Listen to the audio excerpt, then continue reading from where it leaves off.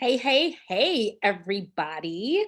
So, I am just here to remind you that this Sunday on IG Live, I'm going to be chatting with some friends and hopefully you about Bell Hooks' seminal text, All About Love, New Visions. This is what the book looks like. If you don't own a copy, you should have a copy in your possession. Get it.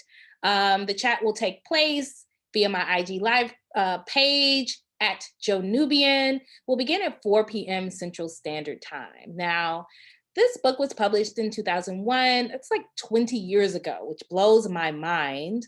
And is still my go-to and my recommendation for people, particularly Black women who are looking for good sound advice on navigating love and expansive conversations on love and expansive ideas about love that extend beyond just romantic love. And this book really is a lot about um, self love and how we heal ourselves so that we can become better lovers to others, right? First, in order to do that, we have to be good lovers to ourselves. So, as I said, I'm rereading this book. I've said that publicly, and every time I reread, folks will tell me that they want to reread with me, or that they are rereading at the same time that I'm rereading. So, like, let's make it a party. Come and join me on IG Live on Sunday, March 14th at 4 p.m. Central Standard Time so we can get into it. So, in anticipation, I want to read a quick quote from the book and share my thoughts on the quote. And this is essentially what we'll be doing on Sunday. So, I chose a quote from the introduction just because we're going to move through the chapters on Sunday.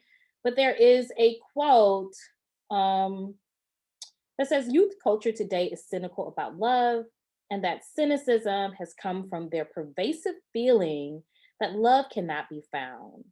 Expressing this concern in When All You've Ever Wanted Isn't Enough, Harold Kushner writes, I'm afraid that we may be raising a generation of young people who will grow up afraid to love, afraid to give themselves completely to another person, because they will have seen how much it hurts to take the risk of loving and have it not work out. I'm afraid that they will grow up looking for intimacy without risk, for pleasure without significant emotional investment. They will be so fearful of the pain of disappointment that they will forego the possibilities of love and joy. Young people are cynical about love. Ultimately, cynicism is the great mask of disappointed and betrayed hearts. Now, oops. So obviously, I forgot to put my notifications on mute. I'm trying to be about my business this week, y'all. Um, all right, so let's talk about it. It says here youth, but I really feel like, this book was written 20 years ago. I'm 44. Has definitely become standard practice, right? This idea of wanting intimacy without risk. We are absolutely at this place as a collective society, I believe. We want intimacy without risk and without work, more importantly, and where we want intimacy and without real emotional investment. Like, we're out here trying to show up as the least interested, the least invested, the least pressed um, in every kind of interaction that we have.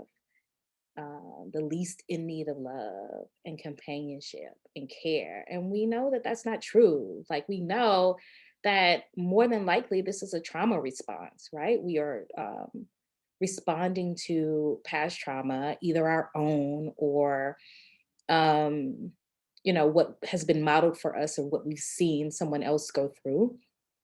And it's inauthentic because we all want love, we all want connection, we all want care. And so, in order for us to be able to experience that care, like, we have to be willing to be vulnerable and be open to what love has to offer and stop pretending like um, every act of wanting to be connected with someone is showing thirst. because that's the new thing, right? Um, but at the same time, so it's important for us to be vulnerable. It's important for us to work on that vulnerability and work on that openness, but we also have to learn to be vulnerable with boundaries. So we have to learn how to set those boundaries, and stop dealing with people who are emotionally unavailable. Because when we deal with people who are emotionally unavailable, it just triggers our trauma, and it worsens our traumatic experiences, right? Now, we can heal from traumatic experiences, but not if we continue to re injure ourselves by continuing to do what is familiar.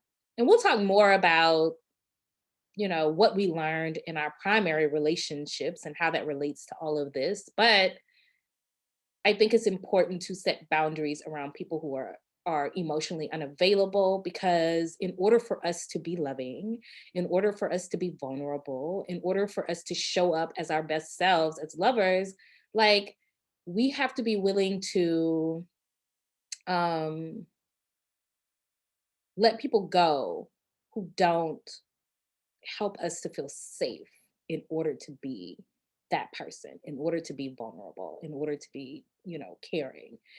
We have to set those boundaries. We have to create safe spaces. Safety is the foundation of vulnerability, right? Anyway, just a quick thought. I thought I would call this little series Blessings from Bell, right? Join me on Sunday, March 14th, 4 p.m., IG Live. I am at Joe Nubian on IG. I hope I'll see you there.